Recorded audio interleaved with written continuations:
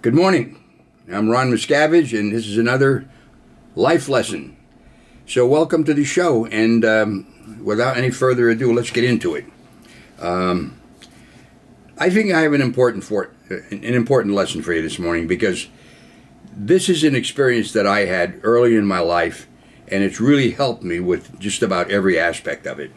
And this has to do with me being a trumpet player as a kid and not knowing how to improvise. What I mean improvise, a guy gets up in front of the band and he takes a solo, which isn't the piece itself, but he's improvising around what the chords are of that piece, and he sounds good doing it.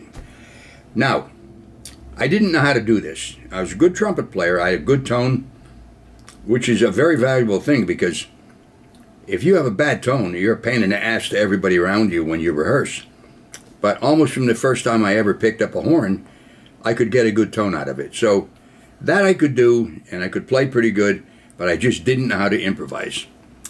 Now, one of the things that used to happen in my hometown on Sunday afternoons in a place called the Social Civic Club, which was a club on the main street in town, is that there would be a bunch of musicians that would get together and go on stage, and they'd all play, and they'd have what's called a jam session. And one of the guys that played at it, his name was Harry White, and he was a damn good player, and he knew how to improvise. And I'll tell you, I really admired him. So I made up my mind that if anybody was going to teach me how to ad-lib or improvise, they used to call it ad-lib in those days, or take solos, it would be Harry White. So I guess it was mid-afternoon in the summertime, beautiful day, I walked from my house, which was on the complete north end of town, all the way up to his house, which was at the other end of town. It was about a mile away, because my town of Mount Carmel, Pennsylvania is actually 1 mile square exactly. So I walked up there, and I had my horn, and I went to his house, and I thought, well, I'm going to see if he can teach me how to improvise. So it was a beautiful summer day, nice and warm. I go to the door. The door was open, but there's a screen door. And if there's no lights on inside, you can't see the room there. So I knocked on the screen door, and I heard this voice say, "Come on in." So I opened up the door, and I went in, and I says, "I came by to see Harry." And they said, "Come on in." I said, "Well, I am in, and I came by to see Harry. Is Harry home?" And the voice said, "Come on in." So I started walking to the room where I heard this voice coming, and it was a fucking parrot. I'm talking to a parrot, and at the same time, Harry White's walking down the stairs, and he says, "Ronnie, are you talking to our parrot?" Good Lord, I was so goddamn embarrassed. I'll tell you, that started off on the wrong foot, and I asked him to show me how he improvised and give me some lessons on it and tell me some tips, but turns out that he really couldn't help me. He just said, "Well, you just do it." Well, that didn't open up the door to my being able to learn how to do it or anything. So I walked out of there discouraged and felt like a jerk. He catches me, and he's like an opinion leader of mine, kind of, and he sees me talking to his fucking parrot, and I just felt bad. So I decided right at that point, and it was a damn good decision, because this decision helped me in many things I've done in my life. I was not going to assign cause to anybody else to teach me how to do something. Even though they might give me some advice on it, I would assign cause to myself to learn things or learn how to do things. That way, I put myself at cause. If you say somebody else, "This guy is going to teach me how to do this," and you turn over all the responsibility to him, you are not cause. You should say, "Good, I'm going to learn how to do this. I'm going to see what so-and-so has to say, and then I'll evaluate it. Can I use that?" Or you can study up on how to do it, or listen to people playing. Now, I'll tell you what some of the people told me, and one of them is a great piano player, and I'm not going to mention his name here. He said, "Just learn licks." I said, "What do you mean?" And he went into a little explanation of it. And he says, "Learn licks, learn it in different keys and in different chords. And if you know these, then you have like a bag full of little tricks. Sometimes you can be playing. All these are going to be stored in your subconscious mind. and you'll come out and play one of these licks.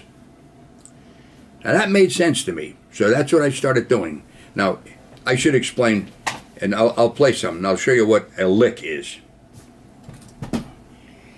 It's a short musical phrase. I'll give you an example. This would be considered a lick. That's a lick. Here's another one.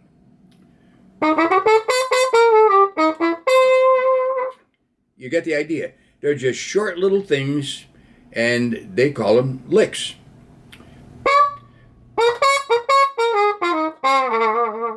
I think you got the idea. So that's what I started doing. I would practice these licks, and then I would play them in different keys. And that was my practice sessions. And I kept learning more and more and more, and I started inserting them into my playing.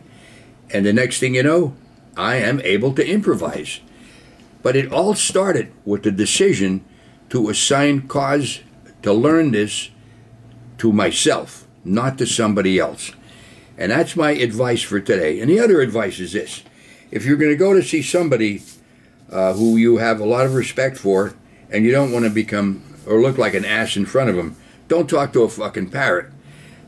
I mean, that's good advice. You know, the odds of that happening are about 1 in a billion. But seriously, and all humor aside, assign cause to yourself, study how to do things. Oh, and by the way, here's another aside. My solos, I would say at least 99%, are licks that I've invented, not that I've taken from other people.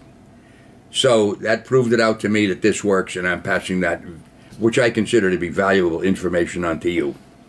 Assign cause to yourself to learn how to do something, and you're going to do far better in life. Now, if you want to help out in this program, you can become a patron, and you can go on my website, therealronmiscavige.com. It'll tell you how to become one. I'd appreciate it very much because, as you know, I don't have a sponsor, so this helps with the cost of doing this in my time. And then also you can look at what else is offered on my website. My YouTube show, Life After Scientology, you can go and take a look at that. I interview other people on it. And of course, this is life lessons. And I wrote books, some humorous ones, one quite serious book called Ruthless. And, see if you'd like to get some of these other things or watch these other interviews. But for right now, these life lessons, I can tell you, if you take them to heart and just start using them, I think you're gonna be doing better in life.